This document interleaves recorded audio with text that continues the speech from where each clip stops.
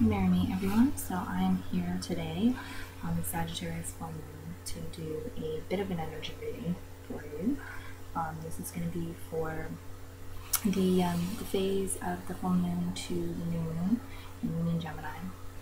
So I'm feeling the energy of the full moon. The way I'm experiencing it is actually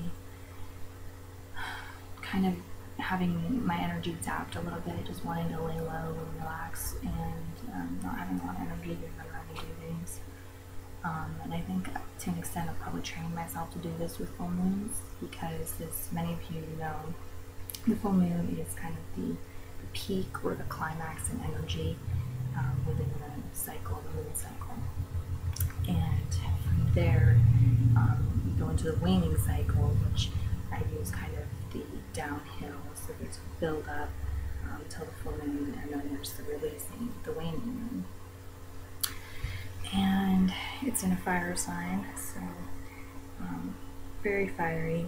And anyway, I decided I did want to do a little bit of an energy reading for this, though. So what I'm going to do for that is the Kwan Oracle deck. I'm going to draw a card from that, and I'm going to do a few cards from the Ocean Zen deck, which is something I haven't pulled out in a little while, but I think it's a good one to look at the energies. So this is just going to be a general look for everybody.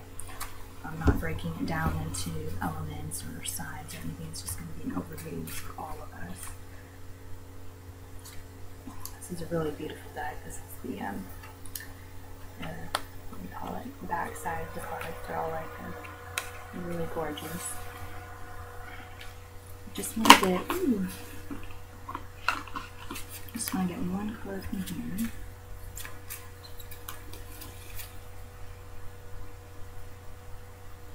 Call of the Dancing Crane. And before I read this, I'm gonna just look at it and see what I see in this. She is topless in this, and she's doing some dancing. She has a halo, and I can see that this is definitely some Sagittarian energy here, the wild and free and spiritually expansive, the higher mind involved. The halo, that's the symbol for the higher mind. Jupiter rules higher mind, greater perspective, expansion. Seeing that in that, and also the free dancing, having fun, my heart was with that. Call of the Dancing Crane. I am going to read a little bit out of the book for this card.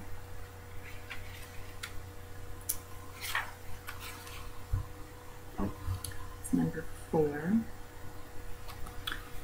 which is interesting with all the Taurus energy that's just passed. Wait, the Taurus energy with number 4.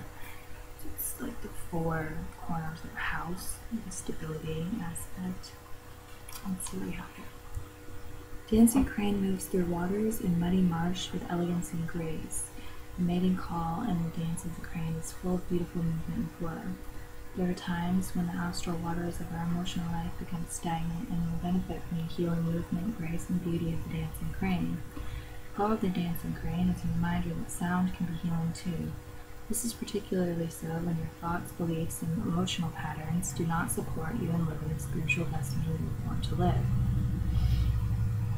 Have you ever felt like you were a different person on holidays or when you were traveling? This is because you were free of the astral gravity that you usually live within on a day-to-day basis. The astral plane is like glue. When we put enough energy of habit into thoughts, emotions, beliefs, and stories from our past that condition how we interpret current life experiences, we can get stuck in astral gravity, unable to let go of ways of thinking and reacting, even if we really wish to do so. We can create sticky astral thoughts and beliefs that attach to houses, places, and people. When we are in a different environment, we often have a chance to create fresh habits and beliefs, which is why holiday or travel can be so refreshing and inspiring. Sometimes, however, that is not practical, and we need healing to break through the muddy stagnation of old thoughts and beliefs right now. Alright, one more. As we grow spiritually, we can outgrow our astral conditioning, just like sifting mud out of water. So we can move more freely and gracefully like the dancing crane. If we accept healing energy to help us filter through our psychological programs so that our thoughts, beliefs, and emotions can create new habits and patterns more aligned with what we would like to experience in our lives.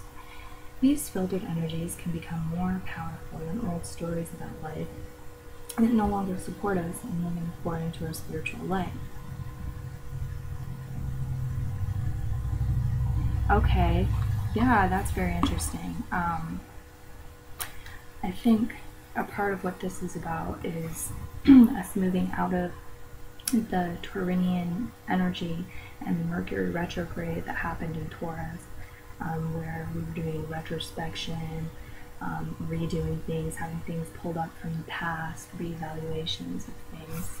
It's quite clear. Having to do with really stability and those grounded aspects, like our home environment, our patterns, our day-to-day life, stability, what we have in our life that is stable, and that can be positive things and negative things, like a steady income. That could be a positive thing for you, but addictive habits or addictive habits is what's coming to mind.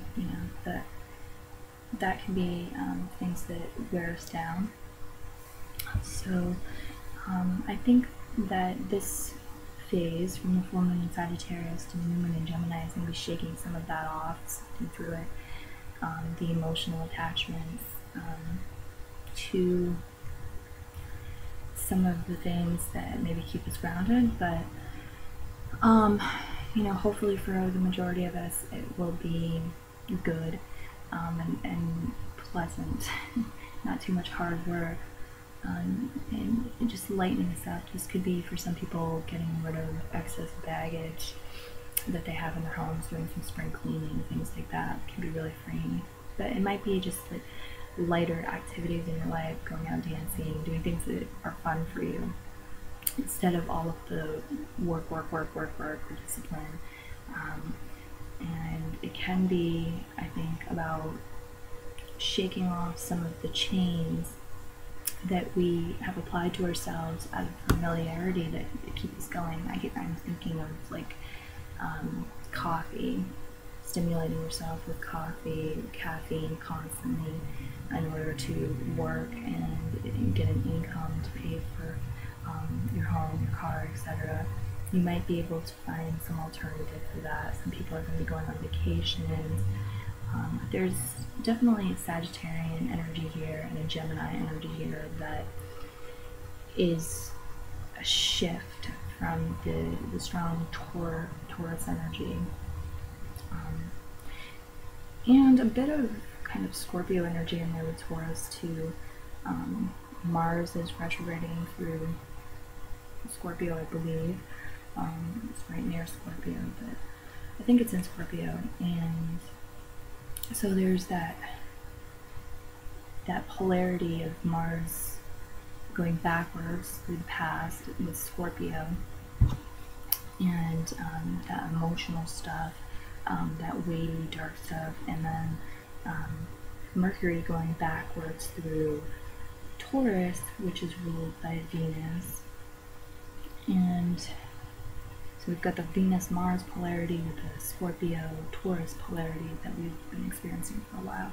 So I think this card is directly speaking of astrology, in part with shaking that off and moving into something fresh and new, more towards the lighter Gemini energy, the flirtatious energy of Gemini and Sagittarius here. I'm going to grab some of these cards from the Osho Zen deck to add to the message here. This is a greater, more expanded reading.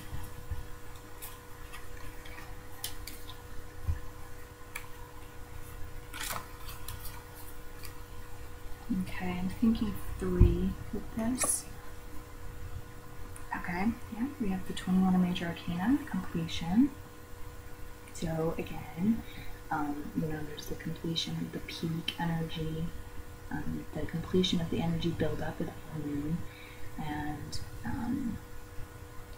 there can be some things coming to completion now with Mercury ending its retrograde period, going into shadow, and working its way into out of shadow. And then Mercury going direct, can be some completion of things, can be that you went back and edited things, that things were revised, tweaked, updated, and now moving forward, the final piece has been put into place on various things.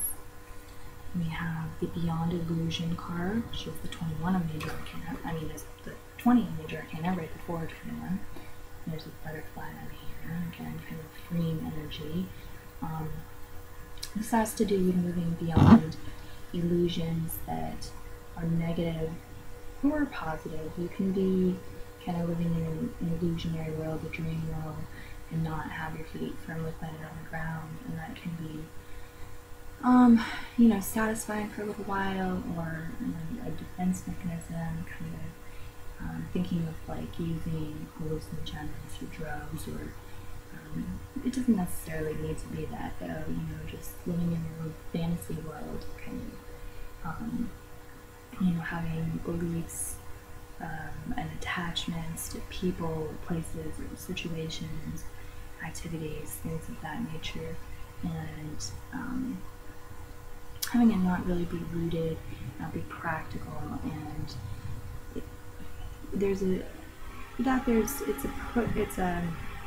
it's kind of a procrastination of falling off the ladder, really, with that, because you build something up, love relationships happen this way.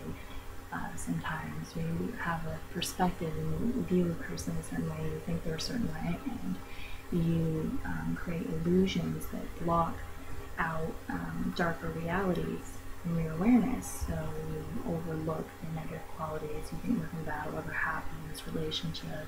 They'll never betray you. They'll never hurt you. And eventually you fall off that ladder, and Saturn gets involved, and the reality hits. So there's that kind of illusion. But there's also the negative illusions, self-limiting beliefs, things where we have the illusion that we can only make this amount of money in our lifetime, or we are the type of people who have horrible luck, and things like that. Feeling like we're inferior, we're not good enough, and they're actually illusions. So moving beyond illusions into, I would say, a new reality, but jobs or currency that comes up. Innocence. All these cards are right together here. Here we have, what is this? 19, X1X. My energy is a bit different today. Like I said, innocence. Anyway, this card is about being kind of open-minded. It's the free mind. It can be a Sagittarian energy. This man is an old philosopher, but he is just approaching this praying mantis like a teacher, with a clear mind, no preconceived notions about who or what the praying mantis is. He's just watching and observing, and delighting in what he's seeing. He's allowing the praying mantis to entertain him and to befriend him.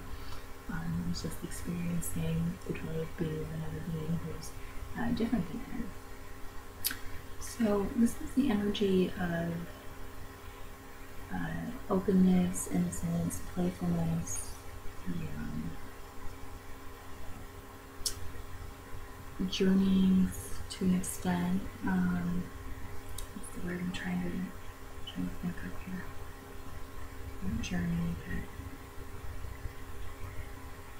it's not coming to me. Just experiencing with an open heart and without the weighted adult baggage of the responsibilities and hard work and that kind of thing can put on us, it can wear us down. It's being freed up with that, and just, it's very lightning energy that I'm seeing in these cards. lightning freeing, the completion of the old cycle for sure, beginning of the new cycle, which is more about higher perspective, of balancing, I think, of the higher perspective and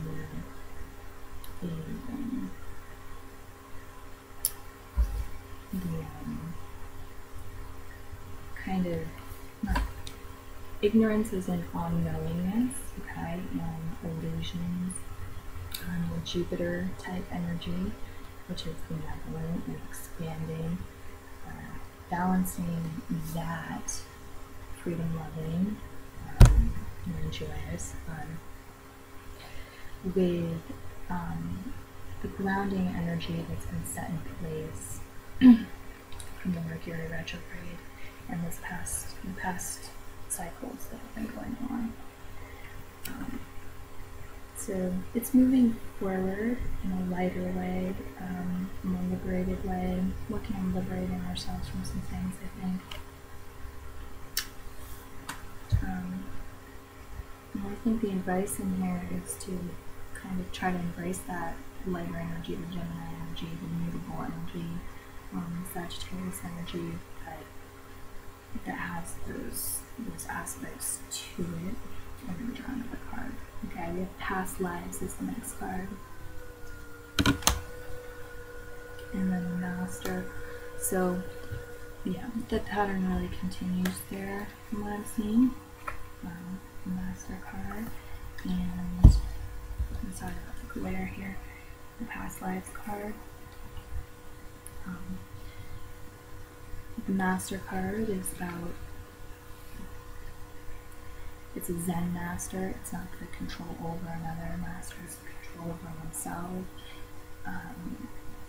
Being a master of one's destiny, taking shape and form, or rather making things take shape and form as you, as an alchemist. And past lives. So that's the energy reading I have for us. Pretty typical of what I would think with just looking at the astrology of it. But if you have any comments, things you'd like to add, that's what the section down below is for. There's a Patreon link if you'd like to donate. I also have a website, www.toadstooltarotandmore.com, if you want to get a personal reading or in-depth detailed look at your personal situation. You can do that. There's other readings there as well, so check them out, and a couple other things that I'm offering on the website too, so please check that out. Your subscriptions and likes and attention and everything in YouTube land has been appreciated in the past, and I continue to appreciate that, so thanks for tuning in and viewing, and I hope you are doing well.